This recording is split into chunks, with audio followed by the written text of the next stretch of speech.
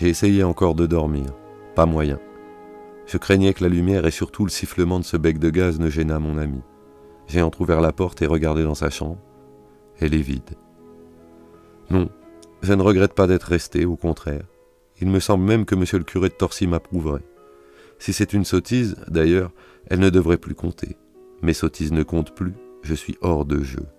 Certes, il y avait bien des choses en moi qui pouvaient donner de l'inquiétude à mes supérieurs. Mais c'est que nous posions le problème tous de travers. Par exemple, monsieur le doyen de Blangermont n'avait pas tort de douter de mes moyens, de mon avenir. Seulement, je n'avais pas d'avenir, et nous ne le savions ni l'un ni l'autre.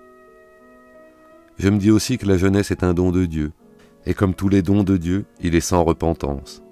Ne sont jeunes, vraiment jeunes, que ceux qu'il a désignés pour ne pas survivre à leur jeunesse. J'appartiens à cette race d'hommes. Je me demandais, que ferais-je à 50, à 60 ans? Et naturellement, je ne trouvais pas de réponse. Je ne pouvais pas même en imaginer une. Il n'y avait pas de vieillard en moi. Cette assurance m'est douce. Pour la première fois depuis des années, depuis toujours peut-être, il me semble que je suis en face de ma jeunesse, que je la regarde sans méfiance. Je crois reconnaître son visage, un visage oublié. Elle me regarde aussi, elle me pardonne. Accablé du sentiment de la maladresse foncière qui me rendait incapable d'aucun progrès, je prétendais exiger d'elle ce qu'elle ne pouvait donner. Je la trouvais ridicule, j'en avais honte. Et maintenant, là, tous deux de nos vaines querelles, nous pouvons nous asseoir au bord du chemin, respirer un moment, sans rien dire, la grande paix du soir où nous allons entrer ensemble. Il m'est très doux aussi de me dire que personne ne s'est rendu coupable à mon égard d'excessive sévérité, pour ne pas écrire le grand mot d'injustice. Certes, je rends volontiers hommage aux âmes capables de trouver dans le sentiment de l'iniquité dont elles sont victimes un principe de force et d'espoir. Quoi que je fasse, je sens bien que je répugnerai toujours à me savoir la cause, même innocente, ou seulement l'occasion de la faute d'autrui. Même sur la croix, accomplissant dans l'angoisse la perfection de sa sainte humanité, notre Seigneur ne s'affirme pas victime de l'injustice. Non sciun quod facient. Parole intelligible aux plus petits enfants, parole qu'on voudrait dire enfantine, mais que les démons doivent se répéter depuis sans les comprendre, avec une croissante épouvante. Alors qu'ils attendaient la foudre, c'est comme une main innocente qui ferme sur eux le puits de l'abîme. J'ai donc une grande joie à penser que les reproches dont j'ai parfois souffert ne m'étaient faits que dans notre commune ignorance de ma véritable destinée. Il est clair qu'un homme raisonnable comme monsieur le doyen de Blangermont s'attachait trop à prévoir ce que je serais plus tard, et il m'en voulait inconsciemment aujourd'hui des fautes de demain. J'ai aimé naïvement les âmes, je crois d'ailleurs que je ne puis aimer autrement. Cette naïveté fut devenue à la longue dangereuse pour moi et pour le prochain, je le sens. Car j'ai toujours résisté bien gauchement à une inclinaison si naturelle de mon cœur qu'il m'est permis de la croire invincible. La pensée que cette lutte va finir, n'ayant plus d'objet, m'était déjà venue ce matin, mais j'étais alors au plein de la stupeur où m'avait mis la révélation de monsieur le docteur Laville. Elle n'est entrée en moi que peu à peu. C'était un mince filet d'eau limpide, et maintenant cela déborde de l'âme, me remplit de fraîcheur, silence et paix. Oh, bien entendu, au cours des dernières semaines, des derniers mois que Dieu me laissera, aussi longtemps que je pourrai garder la charge d'une paroisse, j'essaierai, comme jadis, d'agir avec prudence. Mais enfin, j'aurai moins souci de l'avenir, je travaillerai pour le présent. Cette sorte de travail me semble à ma mesure, selon mes capacités. Car je n'ai de réussite qu'aux petites choses, et si souvent éprouvé par l'inquiétude, je dois reconnaître que je triomphe dans les petites joies. Il en aura été de cette journée capitale ainsi que des autres. Elle ne s'est pas achevée dans la crainte, mais celle qui commence ne s'ouvrira pas dans la gloire. Je ne tourne pas le dos à la mort, je ne l'affronte pas non plus, comme saurait le faire sûrement monsieur Olivier. J'ai essayé de lever sur elle le regard le plus humble que j'ai pu, et il n'était pas sans un secret espoir de la désarmer et de l'attendrir. Si la comparaison ne me semblait pas si sotte, je dirais que je l'ai regardée comme j'avais regardé Sulpice Mitonnet ou Mademoiselle Chantal. Hélas, il y faudrait l'ignorance et la simplicité des petits-enfants. Avant d'être fixé sur mon sort, la crainte m'est venue plus d'une fois de ne pas savoir mourir le moment venu, car il est certain que je suis horriblement impressionnable. Je me rappelle un mot du cher vieux docteur Delbande rapporté, je crois, dans ce journal. Les agonies de moines ou de religieuses ne sont pas toujours les plus résignées, affirme-t-on. Ce scrupule me laisse aujourd'hui en repos. J'entends bien qu'un homme sûr de lui-même, de son courage, puisse désirer faire de son agonie une chose parfaite, accomplie. Faute de mieux, la mienne sera ce qu'elle pourra, rien de plus. Si le propos n'était très audacieux, je dirais que les plus beaux poèmes ne valent pas, pour un être vraiment épris, le balbutiement d'un aveu maladroit. Et à bien réfléchir, Ce rapprochement ne peut offenser personne car l'agonie humaine est d'abord un acte d'amour. Il est possible que le bon Dieu fasse de la mienne un exemple, une leçon. J'aimerais autant qu'elle ait mue de piété. Pourquoi pas? J'ai beaucoup aimé les hommes et je sens bien que cette terre des vivants m'était douce. Je ne mourrai pas sans larmes. Alors que rien ne m'est plus étranger qu'une indifférence stoïque, pourquoi souhaiterais-je la mort des impassibles? Les héros de Plutarque m'inspirent tout ensemble de la peur et de l'ennui. Si j'entrais au paradis sous ce déguisement, il me semble que je ferais sourire jusqu'à mon ange gardien. Pourquoi m'inquiéter? Pourquoi prévoir? Si j'ai peur, je dirais, j'ai peur, sans honte. Que le premier regard du Seigneur, lorsque m'apparaîtra sa sainte face, soit donc un regard qui rassure. Je me suis endormi un instant, les coudes sur la table. L'aube ne doit pas être loin, je crois entendre les voitures des laitiers. Je voudrais m'en aller sans revoir personne. Malheureusement, ça ne me paraît pas facile, même en laissant un mot sur la table, en promettant de revenir bientôt. Mon ami ne comprendrait pas. Que puis-je pour lui? Je crains qu'il ne refuse de rencontrer monsieur le curé de Torcy. Je crains plus encore que monsieur le curé de Torcy ne blesse cruellement sa vanité, ne l'engage dans quelque entreprise absurde, désespérée, dont son entêtement est capable. Oh, mon vieux maître l'emporterait sûrement à la longue. Mais si cette pauvre femme a dit vrai, le temps presse. Il presse aussi pour elle.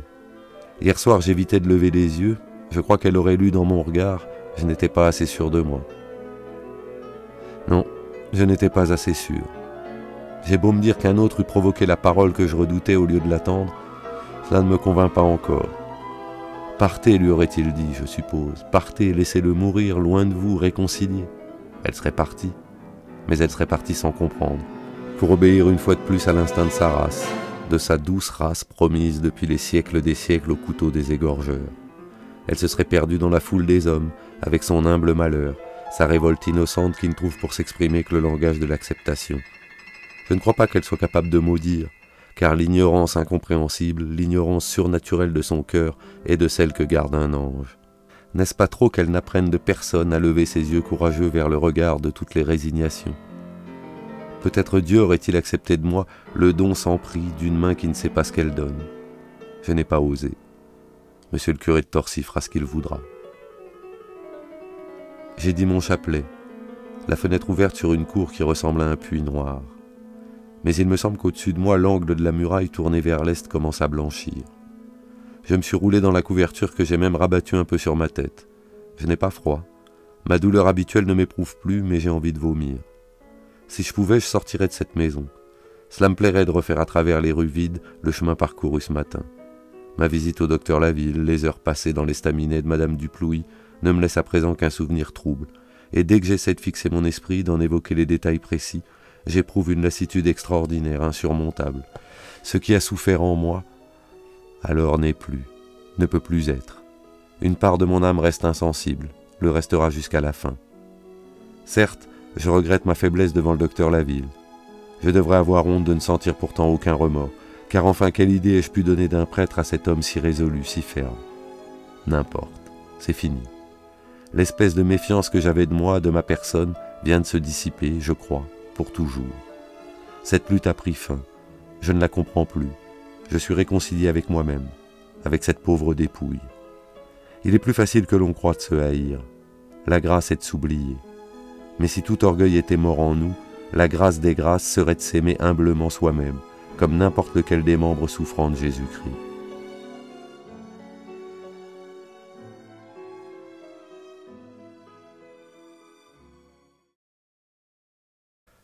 Lettre de monsieur Louis Dufréty à monsieur le curé de Torcy.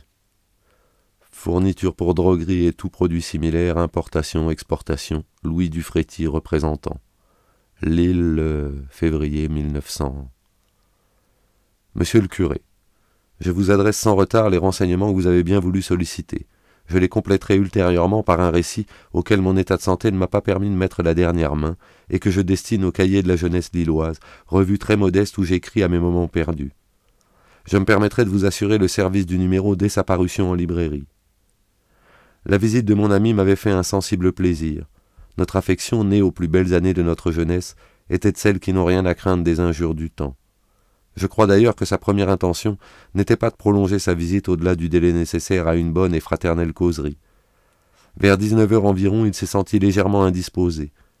J'ai cru devoir le retenir à la maison.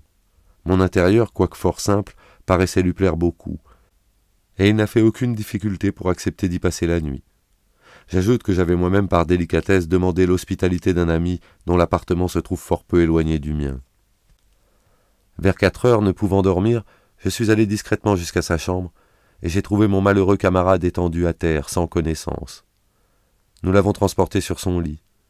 Quelque soin que nous ayons pris, je crains que ce déplacement lui ait été fatal. Il a rendu aussitôt des flots de sang. La personne qui partageait alors ma vie, ayant fait de sérieuses études médicales, a pu lui donner les soins nécessaires et me renseigner sur son état. Le pronostic était des plus sombres. Cependant, l'hémorragie a cessé. Tandis que j'attendais le médecin, notre pauvre ami a repris connaissance. Mais il ne parlait pas. D'épaisses gouttes de sueur coulaient de son front, de ses joues, et son regard à peine visible entre ses paupières entr'ouvertes semblait exprimer une grande angoisse. J'ai constaté que son pouls s'affaiblissait très vite. Un petit voisin est allé prévenir le prêtre de garde, vicaire à la paroisse de Sainte-Ostrebert.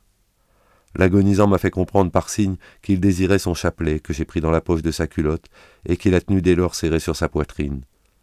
Puis il a paru retrouver ses forces, et d'une voix presque inintelligible m'a prié de l'absoudre. Son visage était plus calme, il a même souri. Bien qu'une juste appréciation des choses me fît une obligation de ne pas me rendre à son désir avec trop de hâte, l'humanité ni l'amitié ne m'eussent permis un refus. J'ajoute que je crois m'être acquitté de ce devoir dans un sentiment propre à vous donner toute sécurité. Le prêtre se faisant toujours attendre, j'ai cru devoir exprimer à mon infortuné camarade le regret que j'avais d'un retard qui risquait de le priver des consolations que l'Église réserve aux moribonds. Il n'a pas paru m'entendre. Mais quelques instants plus tard, sa main s'est posée sur la mienne, tandis que son regard me faisait nettement signe d'approcher mon oreille de sa bouche. Il a prononcé alors distinctement, bien qu'avec une extrême lenteur, ces mots que je suis sûr de rapporter très exactement. « Qu'est-ce que cela fait ? Tout est grâce. » Je crois qu'il est mort presque aussitôt. Ce qu'ils ont écrit du journal d'un curé de campagne. Ce livre d'une puissance singulière est plein de beauté, de grands éclairs de sombre amour et de foi. Henri de Régnier. Le don magnifique de Bernanos, c'est de rendre le surnaturel naturel. François Mauriac. Le journal d'un curé de campagne est, à n'en pas douter, le chef-d'œuvre de M. Georges Bernanos, et c'est un livre bouleversant. Gabriel Marcel. Une œuvre capitale. Tout dans ce livre est simple, sobre et grand. Edmond Jaloux. Bernanos est un incomparable sculpteur de la personne humaine. André Rousseau.